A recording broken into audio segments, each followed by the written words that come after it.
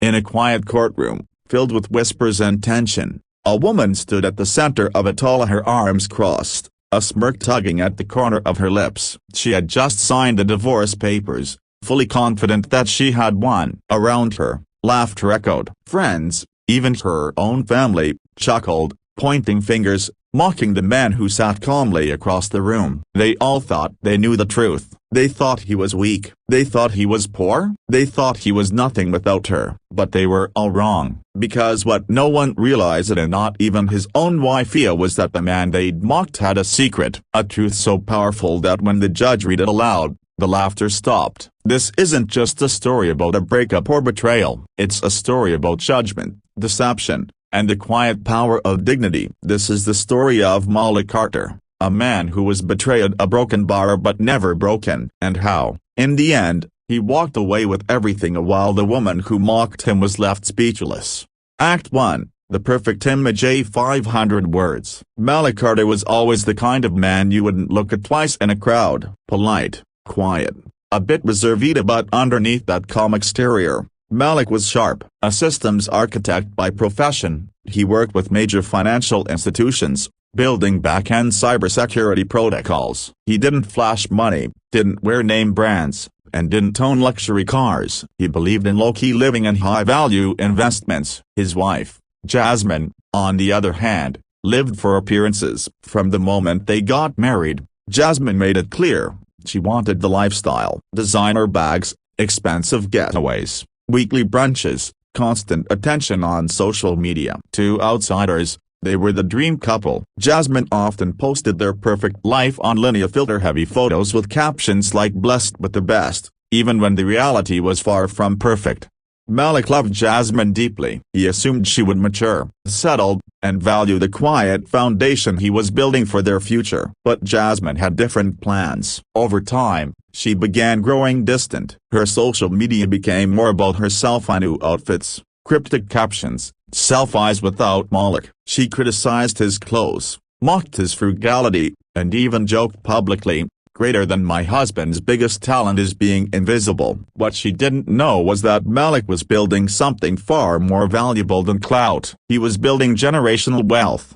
Act 2, The Betrayal. 600 words. One evening, Malik came home early from a business trip. Jasmine wasn't expecting him. He entered quietly, noticing a strange scent in the air, a cologne he didn't own. Then he heard laughter upstairs. Male laughter. His heart dropped. He walked upstairs, slowly. When he opened the door, he didn't scream. He didn't shout. He just looked at her, in the arms of another man, and nodded. Jasmine, caught off guard, tried to act like it was nothing. "Greater than you were gone too long, Malik. You don't give me what I need anymore." Malik said nothing. He turned around, walked downstairs, and quietly closed the door. From that moment, Malik stopped being the man Jasmine thought she knew. But not out of anger, out of clarity. He hired the best divorce attorney in the city. He began collecting evidence, not just of the affair, but of the double life Jasmine had been living. She had opened joint credit cards behind his back. She had racked up over $90,000 in debt on spa treatments, gifts for her boyfriend, and shopping sprees. She had also been selling Malik's gifted property, jewelry, and hiding the funds. But Jasmine wasn't worried. She believed she had control. She bragged to her friends, "Greater than Malik's weak. He's not gonna do anything. I'll get the house, car, and alimony. Trust me." And when the court date arrived, she made sure everyone was watching. Act 3, The Courtroom Showdown. 1,000 words. The courtroom buzzed with tension. Jasmine strutted and wearing a bright white dress, heels clicking against the marble floor. Her mother and two best friends followed behind, laughing. Malik was already seated, dressed in a simple gray suit, no entourage, no expression. The judge entered. "Greater than Mrs. Carter, do you wish to proceed with this divorce?" "Yes, Your Honor," Jasmine said, barely holding in her grin. She smirked as she slid the papers across the table. Malik signed quietly. Then the judge asked for financial disclosures. That's when things began to shift. Malik's lawyer stood. "Greater than Your Honor, we respectfully request the court review these updated financial statements and evidence of fraudulent activity committed by Mrs. Carter." The judge nodded. Jasmine, who had been whispering to her friend, froze. The lawyer continued. Greater than Mr. Carter's financial portfolio includes a cybersecurity consulting firm currently under contract with 3 Fortune 500 companies, a rental property portfolio across 5 cities, and a diversified investment account currently valued as $11.4 million. Gasps filled the room. Jasmine blinked. Greater than that's not possible. He said we were just getting by a broken bar. The lawyer continued, unfazed. Greater than furthermore, we have proof Mrs. Carter used joint accounts to fund extramarital affairs, totaling nearly $90,000, as well as attempting to liquidate joint assets without permission.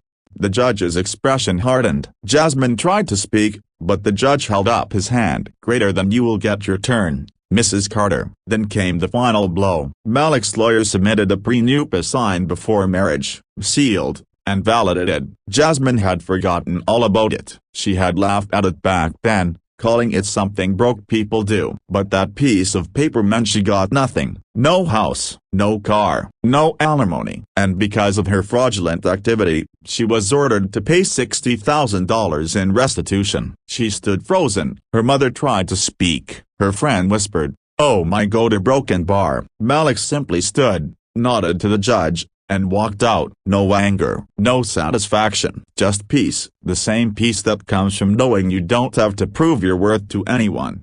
Act 4, Aftermath Reflection. A 500 words. The story made its way online. Blogs picked it up. A few social media accounts created short drama videos reenacting the court scene. Jasmine became the punchline of memes. When you cheat on a millionaire you thought was broke. She tried to do damage control, posted long rants about emotional abuse, but nobody bought it. Her boyfriend left, her credit was destroyed, and her once perfect image crumbled. Meanwhile, Malik flourished quietly. He donated to youth coding programs in inner cities, mentored young developers, purchased a brownstone for his mother, and began dating Agana privately. He never gloated, never posted about trial, because real power doesn't need a spotlight.